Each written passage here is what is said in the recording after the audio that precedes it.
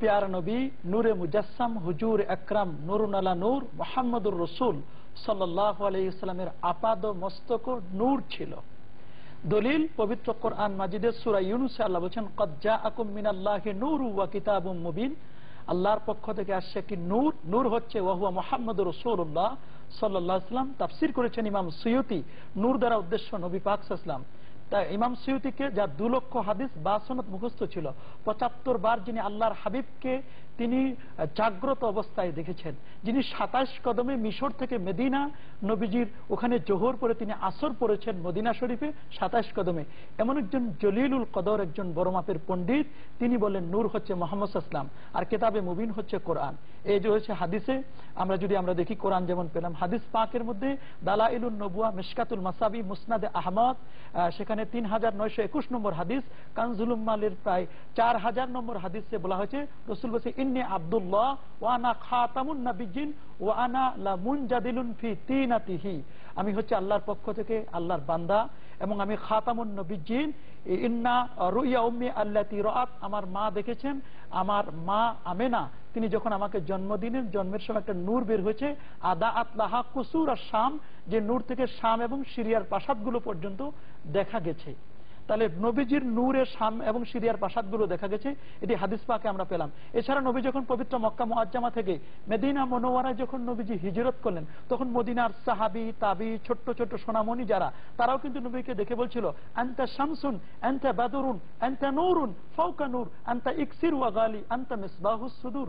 রাসূল আপনি হচ্ছেন নূর, শুধু নূর নয়, আপনি চন্দ্র, আপনি সূর্যের সমতুল্য।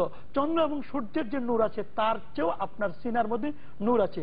আশরাফ আলী থানভী নবীজিকে নূর বলেছেন, দেওবন্দিরা তারা নবীজিকে নূর বলেছেন। আল মুহান্নাত আল মুফান্নাত কিতাবে অসংখ্য অগণিত কিতাবের মধ্যে নবীজি নূর নবী।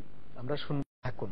তবে যে বিষয়টি আপনি বলেছেন যে আমরা খুঁজলে প্রায় 25-30টা তাফসীরের কিতাবে পাবো, এবং প্রথম কাতারের যে কয়টি তাফসীর শ্রেষ্ঠ বলতে যে তাফসীরটি, তার মধ্যেও পাবো আমরা হুজুর পাক সাল্লাল্লাহু আলাইহি ওয়াসাল্লামকে এই নূর দ্বারা হুজুরকে বোঝানো হয়েছে। বাট হাদিস শরীফে আপনি তো একটি কামেল মাদ্রাসার মুহাদ্দিস, সেই হিসেবে যে হাদিস শরীফে আমরা হুজুর সাল্লাল্লাহু আলাইহি ওয়াসাল্লাম যে নূর, এমন কোন প্রমাণ হাদিসের কিতাবে আছে কিনা? যে হাদিস তো বললাম দালাইলুন নবুওয়াতের কথা, সেখানে বললাম স্পষ্ট লেখা আছে যে আদাআত লাহা কুসুর আশ-শাম, নবীজি নূর। এরপরে আপনি তিরমিজি শরীফ দেখুন, আল্লাহর হাবিব যখন ইজা তাকাল্লামা, নবী যখন কথা বলতেন তখন খারাজা মিনহু নূর, নবীজির দাঁত মোবারকের ফাঁক দিয়ে নূর বের হতো। সুবহানাল্লাহ, আমি কথা বললে তো নূর বের হয় না, নবীজি যখন কথা বলতেন দাঁতের ফাঁক দিয়ে নূর বের হতো। এছাড়া আপনি দেখবেন আরো মুসনাদে আহমদের মধ্যে, সেখানে মুসান্নাফে আব্দুর রাজ্জাকের মধ্যে একটি বাব ছিল, মুসান্নাফে আব্দুর রাজ্জাক, যেখানে জুজএ মাফকুদের মধ্যে আপনি পাবেন, সেখানে নবীজি নূর নবী এই ব্যাপারে মুস্তাকিল স্বতন্ত্র একটি বাব ছিল।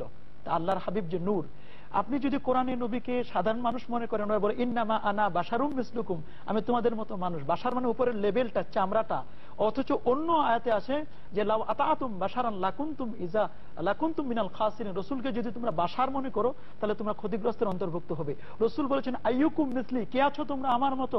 বরং তোমরা কেউ নয়। যে আমি নবী যখন ঘুমাই, আমি ঘুমাইলে তোমরা যখন ঘুমাও তোমাদের চক্ষু ঘুমায়, কান ঘুমায়, ত্বক ঘুমায়, নাসিকা ঘুমায়, কিন্তু আমি যখন ঘুমাই আমার কলবটা কখনো ঘুমাই না। এ ধরনের হাজারো তফাৎ